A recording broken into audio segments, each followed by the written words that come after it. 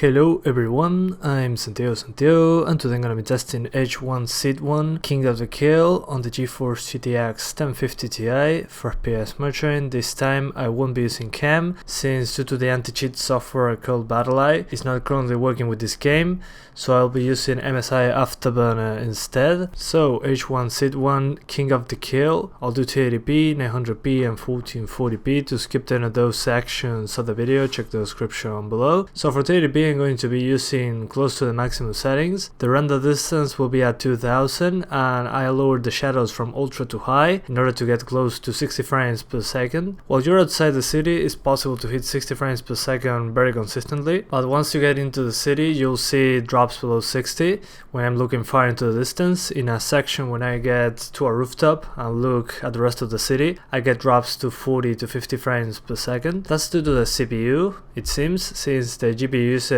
is quite low and the CPU usage is between 70 to 85%. So if you have a better CPU, you'll be able to maintain those frames. In this case you can't maintain 60 frames per second in the city area. That's the more CPU bound part of the game. When you're in a place with a lot of trees and foliage very close together, a place with a lot of foliage density and shadows, there is more GPU bound. That's why when I lower the shadows there I get a good FPS boost. But yeah, not much to say actually. Even if I lower to 900p I cannot maintain 60 frames per second. I didn't test 720p since I had the same issues as 900p. It was CPU bound, so I needed a better CPU in order to get extra frames, so it wasn't worth it. So if you play at 720p you'll get very similar performance to 900p on the city area. And finally at 1440p was impossible to get 60 frames per second, so I used pretty much a mix between high and ultra, trying to get 30 frames per second, and the game was over 30 frames pretty much all the time, so it's playable. I also tried 4K, but it was unplayable even at the lowest setting. It was below 30 frames per second,